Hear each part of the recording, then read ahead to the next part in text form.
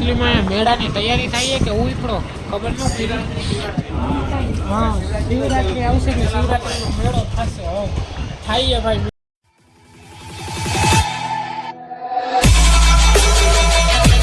Okay, તો હું કે અમારા કલેજાના કચકાવ કા કલેજા.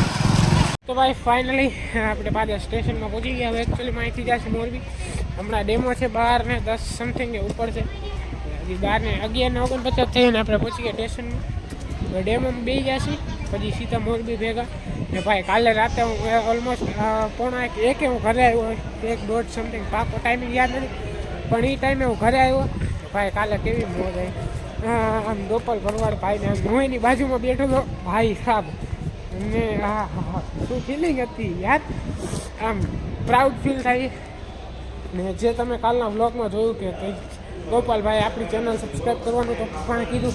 તો ભાઈ તમે આ વિડીયો જોયો તો થેન્ક યુ સો મચ. તમે કીધું તેના માટે ખૂબ ખૂબ ધન્યવાદ. બાકી ફિલહાલ 10 સ્ટેશનમાં પહોંચ્યા. તો મોરબી 12 ને 10 વાંકાનેર મોરબી ડેમો દેખાતું હોય છે. તો હવે જાય સીધા વાંકાનેરથી સીધા મોરબી જશે. વાંકાનેર જંકશન.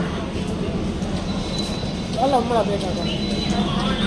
એકચ્યુઅલીમાં મેળાની તૈયારી થાય કે ઉપડો ખબર ન પડી. હા, શિવરાત્રી આવશે ને શિવરાત્રીનો મેળો થશે. હવે થાય ભાઈ મેળો. એકચ્યુઅલીમાં શિવરાત્રી હમણાં આવે છે. મહાશિવરાત્રી મેળો થાય છે અમારે રખડી. એના કારણે એની તૈયારી ચાલુ છે. બીજી પાસે 10 રખડીએ પૈસા તે લગી લીલું જ જોતો કંટાળો તો લીલું જોતું હતું. ઘરે જઈશ ખાઈશ જઈશ પછી હાજે ત્યાં ઘરે જઈશ. બાકી વ્લોગ એન્જોય કરો. ઘડી ગયા તો બસ ફાઇનલી મોરબી પહોંચી ગયા. 12:53 પોગાડ્યા. આપણે અહીંયાથી કેટલા વાગે નીકળ્યા?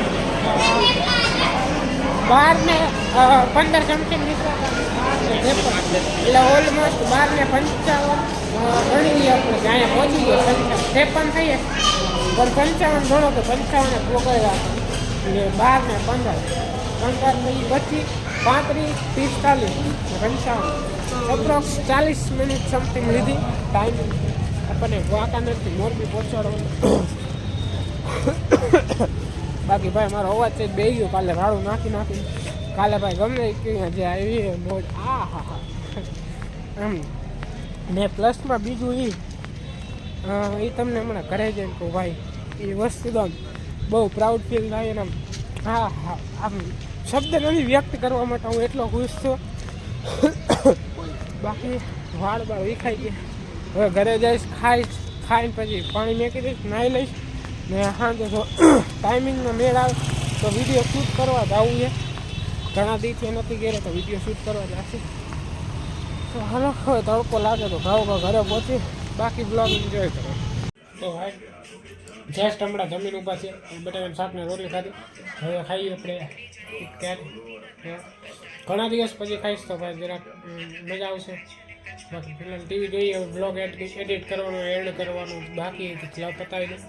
તો આજના માટે આટલું જ મળે નેક્સ્ટ ડેમાં. Thank you so much for watching. Like comment share subscribe મળે નેક્સ્ટ ડેમાં. વિડીયો ગમ્યો હોય તો લાઈક કરજો, ચેનલને સબસ્ક્રાઈબ કરજો. બાકી બ્લોગ થઈ ગઈ ભાઈ તો કોમેન્ટ કરી દેજો કેવો લાગ્યો. બાકી thank you so much for watching.